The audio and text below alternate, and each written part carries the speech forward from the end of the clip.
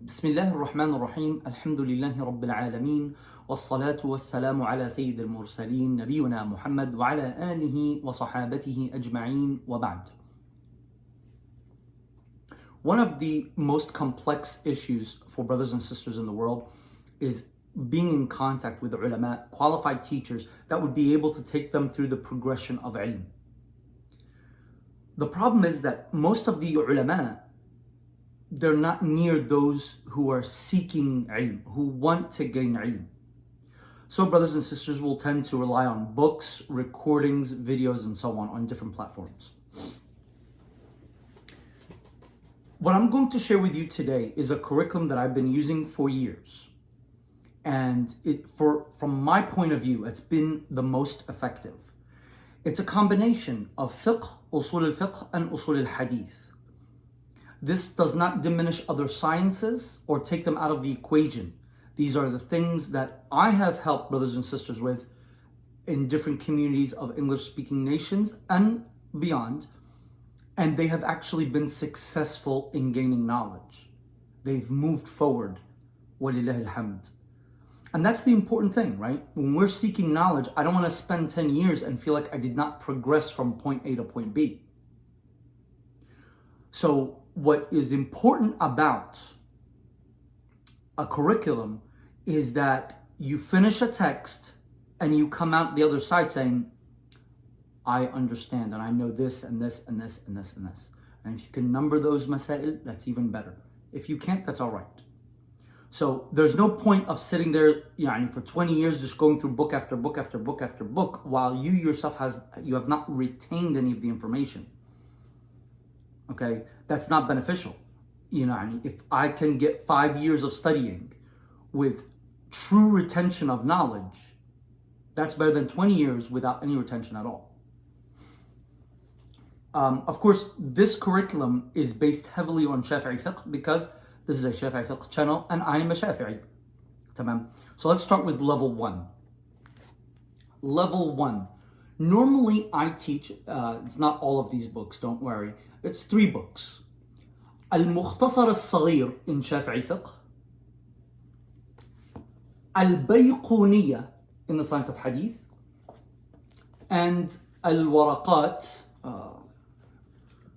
Don't know where I put my actual copy of just the matn, but here's one of the shuruh by Shaykh Ya'qub Abdul Rahman. It's a beautiful explanation in Arabic by Shaykh Ya'qub Abdul Rahman, the founder of shafi'ifiqh.com, Jazakallah khair. Tamam. So it's these 3 texts that I focus with the student. So we're going to cover here in Al-Mukhtasar As-Sagher the basic chapters of fiqh. So if you go to the index, you'll see Tahara, purification, Babu Salah, prayer, Babu Zakah, Babu Siyam, fasting, right? Zakah, almsgiving, charity, and all that. Babu Hajj, how to do Hajj and pilgrimage in a very basic, concise way. And I usually start that with an introduction to the history of fiqh and Shafi'i fiqh. Waraqat is a very basic matn in Usul al-Fiqh. You'll take basically the definitions of the different terminologies used, then you'll get into the concepts of Allah's kalam and how we understand it and how we implement it in our daily lives, the statements of the Prophet ﷺ, the actions of the Prophet ﷺ, consensus, qiyas, and so on. And then I like to do Al-Bayqunyyah. Also another great effort done by Shaykh Ya'qub Abdul Rahman and shafi'ifiqh.com via their publishing house, Dar al-Mihrab. Beautiful work. It has the manzuma, the poem of Imam Al-Bayquni, along with commentaries by Shaykh Hassan al-Mashat al-Maliki and Hawashi by Shaykh Abdul Rahman ibn Sulaiman al-Ahdal, rahimahumullah ta'ala. Now, if you were to ask me best copies to use, when it comes to Al-Mukhtasar As-Sagher, Dar al-Minhaj, you can't go wrong. I do recommend that all students eventually write their own copies, either by hand or on Word. Hand is better, because it'll help you retain the information. That's my recommendation. You don't have to memorize anything, but if you write it, the information will be retained a lot better. Best explanation in my view is the explanation of Imam Al-Ramli. There's other more intense, more detailed explanations. However, I prefer the one of Imam Al-Ramli because I don't need to go intense here yet. leave that for the next levels. Just get the basic understanding of these masail. When it comes to Al-Waraqaat, to be honest, I love Sheikh Yaqub's sharh. It's on point, it's concise, it gives me the amount of details that I want to expose a new student of knowledge to. Definitely a must-have, definitely. But if you can't get that, that's okay.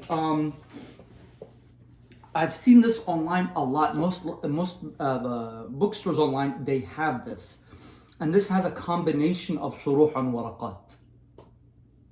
We won't necessarily agree with everything. A lot of these are Maliki scholars, so they'll have a little bit different variations on some masail, but they'll touch base on that too. So it's definitely a great tool to have if you can't get Sheikh Yaqub's, for example, copy. One of the best shuruh on waraqat is the sharh of Imam al-Mahalli.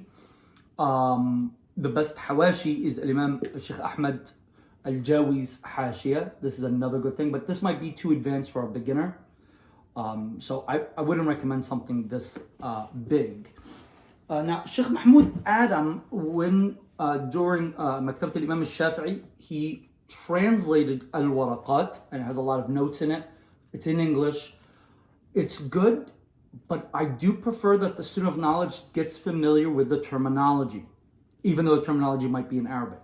So it's okay to have this as a tool, but don't make this your primary study book. Make an Arabic version the primary study book. And this is another copy too of Sheikh Hassan Mashad and Sheikh Al-Ahdal's commentaries on Al-Bayqunyyah. That was done by Maktabat al-Imam al-Shafi'i. So that's level 1. Some people usually ask me about this. This is something we're finding a lot easy, or in a lot of libraries and bookstores.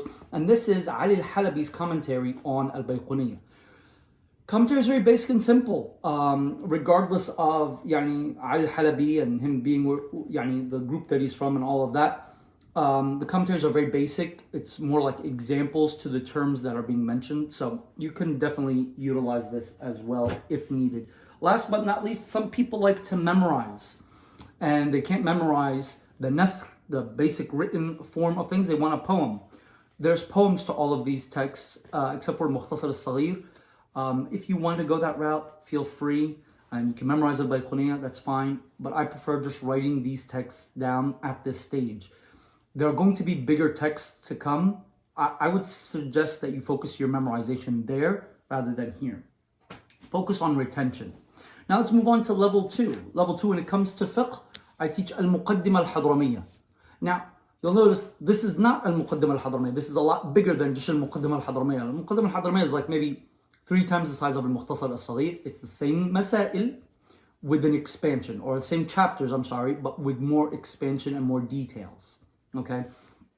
This right here is the explanation of Ibn Hajar. I use Al-Imam Al-Ramli sharh on Al-Mukhtasar As-Sagher, but Imam Ibn Hajar sharh on Al-Mukhtasar Al-Kabir, also known as Al-Muqaddimah Al-Hadrumyyah.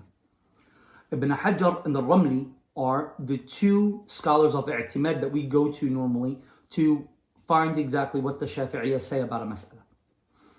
So having their verbiage introduced to the students early on is going to help them later on, inshallah ta'ala.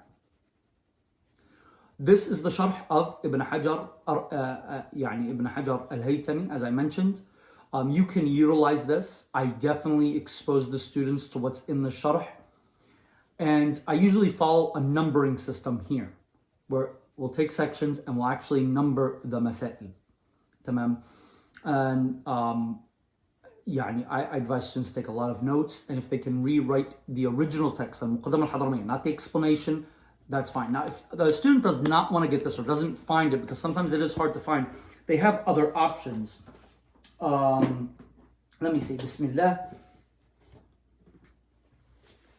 You have right here Fath al-Qadir wa I'anat al-Faqir. And this right here is a sharh on Al-Muqaddimah Al-Hadrumyyah. It's an explanation on Al-Muqaddimah Al-Hadrumyyah, but it's based upon what's in Al-Tuhfa. So it's using Al-Tuhfa, one of the primary sources of the Mu'tamad of the Shafi'i school, and it is writing a sharh on this book. Very beneficial, because at times in Al-Manhaj Al-Qawim, the sharh of Ibn Hajar, he might go against the Mu'tamad or explain something a little bit off, and we have to go back to Al-Tuhfa to figure out exactly what the standard opinion in the Shafi'i school is. This book helps with that greatly.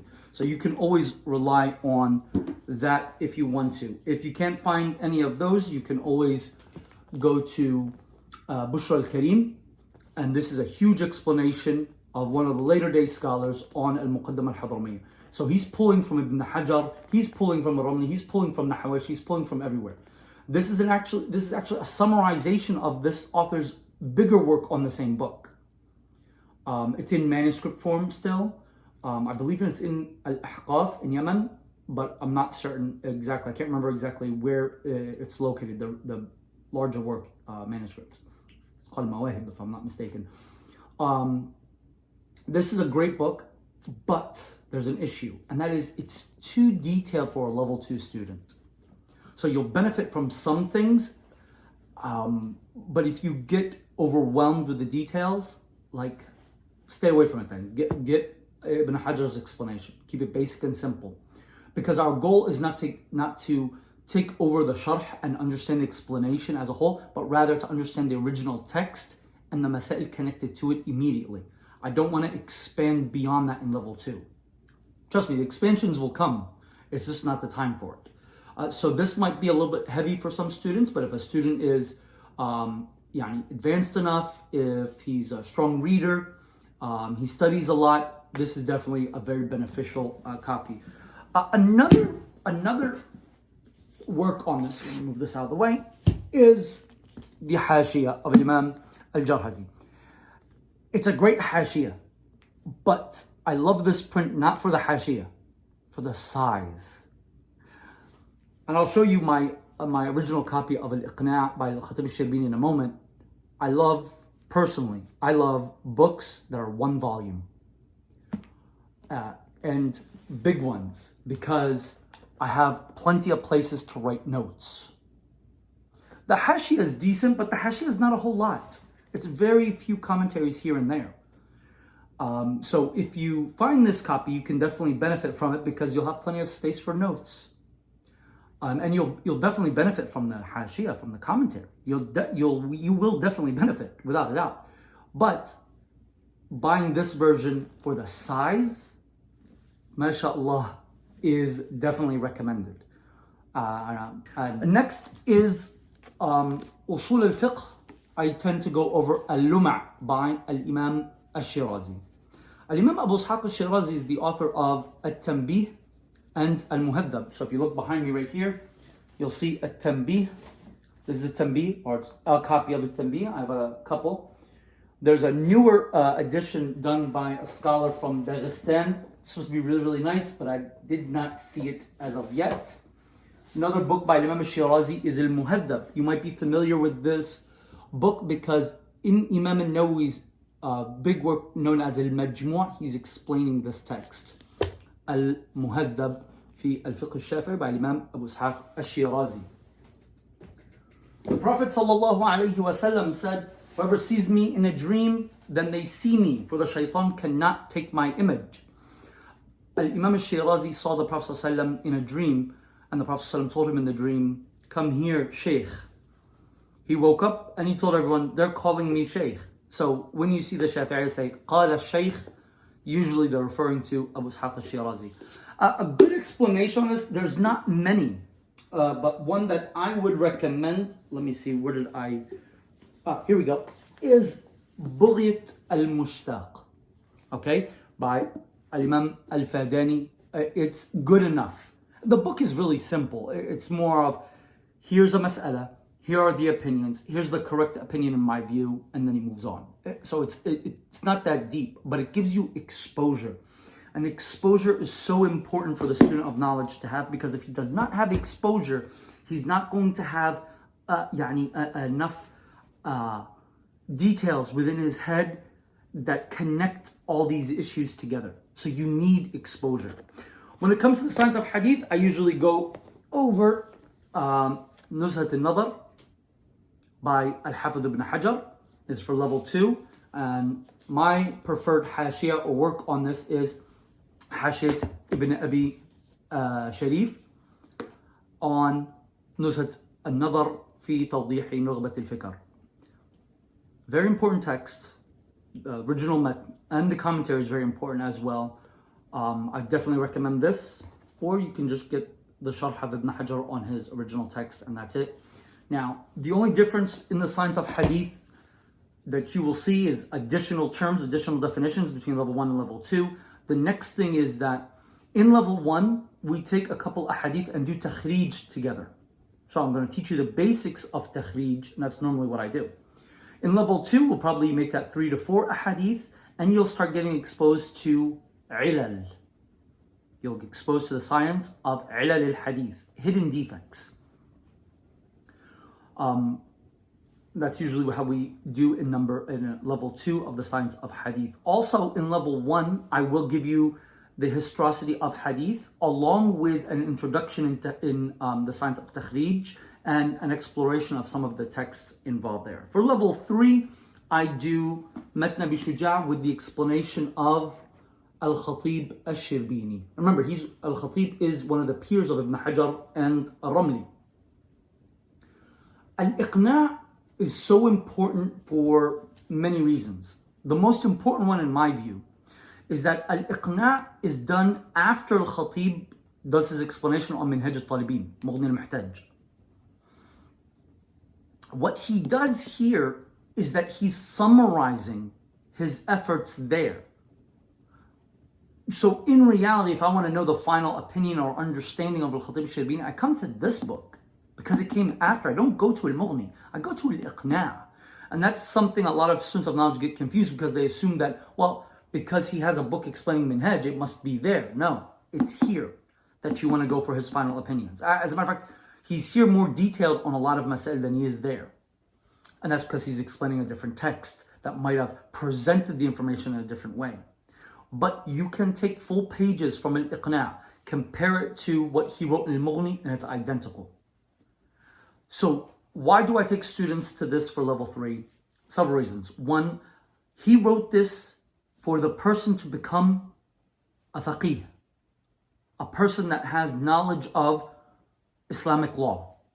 He wrote it with that intent, and it's obvious in his writing. He's not speaking to the average person. And if you finish level 1 and level 2, you're not a normal person anymore. You're at the gateway of becoming a faqih yourself. So now you're ready to take on a book written in the language, in the terminology of the fuqaha. It's a very detailed book. Details that you did not experience before. But you should have enough exposure by now to enjoy, honor, and respect this effort. A lot of brothers ask about which edition is good. Every edition needs corrections, and they have issues in them. My original copy of Al-Iqna is this one right here. This is my original first copy of Al-Iqna that I ever had. Second, there was one before it.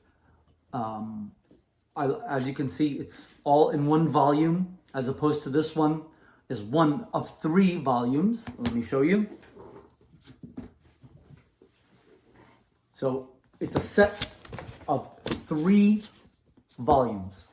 And this can be a hassle for many people. I myself, I do not like to read or have books that are volumes, or especially if I'm studying it. If I'm just reading it, that's fine. I prefer, if I'm studying a text, to be able to study it from one volume. And this is what this version is. But this is DK, the worst publishing house ever. I would not wish this on someone that I dislike. You're going to have to make a lot of corrections and a lot of revisions of the basic text, or else you will not understand what he's saying. So you will have trials and tribulations with this copy as opposed to Dar ibn Hazm, the one that I just showed you, 3 volumes. Either or, by the time you're here, you already have enough information retained to understand what he's trying to say for the most part. You're going to get confused on certain parts, especially the next sections, because what are you going to get exposed to here is the next 3/4 of fiqh. You see, the first 2 levels, you only cover ibadat. So that's tahara, salah, zakah, siyam, and hajj. That's it. Those are called ibadat. And that's called the first 1/4 of fiqh. Then you get mu'amalat, buying and selling and so on. That's the second quarter. The third quarter is family relations, أحوال الأسرة. Okay, marriage, divorce, child support, alimony, etc. Then the last one is basically running an Islamic government, courts, punishments, military laws, and so on. So in level 1 and level 2, you've only covered the first 5. In level 3, you're going to be exposed to the other 3 quarters. Now, if you are going to be a person that specializes in the fiqh of business, after you've done level 3, you're going to have to expand in that quarter more. If you're going to be involved in marriage counseling or getting people married or working on child issues and child care, you're going to have to study that quarter. The fourth quarter, while not applicable in most of the world for most of the time being at the moment, we do not neglect it. We still study it, whether it's jihad, whether it's capital punishments, we still study it, and we protect this knowledge and information so we can carry it on and hand it off to the next generation. For when Allah subhanahu wa ta'ala wills for the Muslims of this ummah to get their khilafah back, then you're ready. So what you can do for the ummah as a student of knowledge is retain that information and knowledge and pass it on to the next generation. So that way the next generation knows how to implement these laws, understands how to establish a court system, understands everything that is needed within or under an Islamic governmentship. Tamam? That's in regards to fiqh. In regards to, I did want to share one thing, and that is the different copies of the text that Al-Khatib al-Shirbini is explaining in Al-Iqna. It's all the same. These are all the same book, different editions. It's called Matn Abi Shuja' or Matn al-Ghaya wa Taqreeb. This one by Dar es-Salam, it needs several corrections, so beware of it. You can use it, but it's problematic on certain masail. I usually point out if I'm teaching, but any sheikh that you're studying with, he'll point it out for you. And in the book itself, while he's showing things, you can cross-reference and see. This is a good copy. It's on point. I haven't found any issues with it. This is done by, that first one is done by Dar es-Salam. This one is done by Dar ibn al-Khattab, Sayyidina Umar, radwanullah alayhi. Dar al-Minhaj. This is a yes, without a doubt. Very good copy. A couple points, but nothing major. Jazakumullah khair jazaa wal ihsan. This one is by Sheikh Majid al-Hamawi. Now what he does here, as you can see it's a little bit bigger, is that he focuses on giving you the evidences from the Quran and Sunnah and comments on some of the weak spots that are in the original text. Okay? Very beneficial to have. And he's not going in that deep. So if you're studying Al-Iqna, but you want to cross-reference something, you want to pinpoint the dalil, maybe Al-Khatib did not mention it, I definitely recommend this copy. This is a very, very important copy, a very beautiful copy. I highly, highly, highly recommend it. Now, there's some corrections that he does to the text itself so that way it can match the standardized opinion. That's fine. You can always cross-reference it and underline where he made changes to the original text. There are not that many. This is a very important text to have. If you're studying the book, I definitely go ahead and buy this. Okay. Memorization wise, if you want to memorize, you can. I would still say wait and leave your memorization capacity for Al-Minhaj or Al-Irshad or something like that, inshallah ta'ala. Now, inshallah ta'ala, I'm going to start a series soon where I'm going to go over each one of the books. So every episode will be covering one book and we'll be going over the details, the explanations that are done on it, some of the better prints and so on, inshallah ta'ala. Next is the explanation of Lubb al-Usul. So this is what I usually teach for level 3 Usul al-Fiqh. Okay, not the sharh. I don't, I might reference the sharh, but I don't teach that. I'm teaching the actual text itself, Lubb al-Usul. It's a small method in Usul al-Fiqh. The reason why is that he's summarizing everything. Tamam.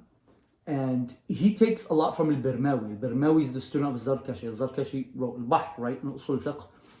And Lubb al-Usul is done on Jam' al-Jawami', so it is an all-encompassing. It gives you the final results, the final details, the final understandings needed for the Shafi'iyyah. This is a very important text. If you want to just memorize Lubb al-Usul, go ahead and do it. It's not that big, it's not that much. The sharh is perfect.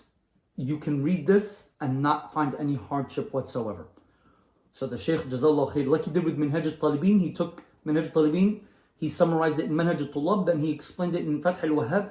It's almost self-explanatory. That's how beautiful the works of Shaykh al-Islam Zakaria al-Ansari are. And think about it. He is the teacher of Ibn Hajar al-Haytami, al-Imam al-Ramli, and al-Khatib al-Shirbini.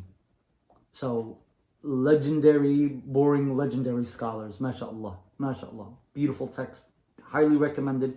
This is what I teach for level 3. You will get exposure to some khilaf and all that, but I do not emphasize on that too much. Last but not least is Tadreeb Ar-Rawi. This is what I teach in the science of hadith for level 3. The beauty of this is that As-Suyuti comes after Al-Hafidh ibn Hajar. So he is the conclusion of the editing that was done by Al-Hafidh ibn Hajar. But not only that, he's explaining a book by Imam al-Nawawi. You see, one of the most important phases in the science of hadith is the phase of Ibn Salah. He wrote the Muqaddimah. He didn't really write it. There were classes, and each class was a mas'ala that he was speaking about in the science of hadith. And this becomes a major shift in the science of hadith. We're unifying the system a little bit. But there's issues. There's issues in how he defines certain things and how he categorizes certain things. And the ulama right after, like in Nawawi and Ibn Hajar, they edit this and make corrections. As-Suyuti comes after those corrections and discussions were made. So he is giving you the conclusion of the science of hadith. If you want to memorize something in science of hadith, you could memorize this if you're up to memorizing this. It's very technical, so it might be difficult for some. Or you can memorize his poem, Alfiyat al-Suyuti. Beautiful, beautiful poem. He's taking the poem of Al-Hafidh al-Iraqi and he's rewriting it in an easier, lighter way on the tongue. Tamam. Tadreeb Ar-Rawi fi Sharh Taqreeb An-Nawawi is a very important text. And if you were to study this from cover to cover, you will be so well grounded in the science of hadith, to levels that you did not recognize from yourself before. You will truly have comprehension of this ilm. During the study of this book, I usually do a lot of takhrij with the students. A lot. So one group, for example, when we were studying, we did takhrij throughout the studying of the book over 10 different ahadith. We're going to practice ilal. We're going to practice ilal. So we're going to open up ilal al-Tirmidhi with the Sharh of Ibn Rajab al-Hanbali on it. And we're going to go over some of these masail and actually practice. So you'll get homework to go and extract and understand and do takhrij of ahadith. Tamam. And the 10 ahadith or the ahadith that we do takhrij with within class, it's usually from the students. So that way I do not know what they're going to pick, and that way when we're doing it together, we're starting fresh. Mumtaz. In Usul al-Fiqh, I will be exposing students, and this is what I normally do. Again, you don't have to follow my explanations of anything or even attend any of my classes, recorded or online or whatever it might be. But it's this curriculum that I've seen very effective, and that's what I'm sharing with you today. So whether you do it with me or you do it with someone else, or you present it to a sheikh that you attend to and he does it, kullu khair inshallah. If you finish these 3 levels, right, especially having those side tasks as well, like takhrij, ilal, ilm al-rijal, reading a little bit on history of the science of hadith, usul al-fiqh, going over the history of usul al-fiqh. I do expose students to al-qawa'id al-fiqhiyya at times, some maqasid and details within are connected to the science of usul al-fiqh. Takhrij in usul al-fiqh, there's another concept called takhrij in usul al-fiqh. If you finish these 3 levels with all these side points and you truly retain the information, what you will be able to do afterwards is say, here's a mas'ala, and I know what I'm talking about. Not that I heard someone say it, not that I was watching some random video here or there or random recording, not that I was sitting at the masjid with people and the brothers spoke about it. No. Now you'll be able to share information with your brothers and sisters with sound knowledge and recognition and retention. But remember, again, as I said, these texts, this curriculum, does not mean that the other sciences are to be neglected, especially not memorization of the Quran. No. If you want your knowledge to be retained, you need ibadat, and recitation of the Quran, memorization of the Quran is fard. And that's by maintaining your Quran, Allah will grant you retention with these sciences. It also does not diminish other things such as studying nahm, sarf, balagha, mantiq, tafsir, seerah. No, it does not diminish that. But if you are a Shafi'i student of knowledge and you're looking to advance, go through these stages. And I ask Allah subhanahu wa ta'ala to help you and to help me, and to guide you and to guide me, and to educate you and to educate me. For that is the intention that we have when we speak on ilm. And we ask that every listener or viewer has that intention when it comes to ilm, because it's with that intention that Allah subhanahu wa ta'ala will grant you ilm.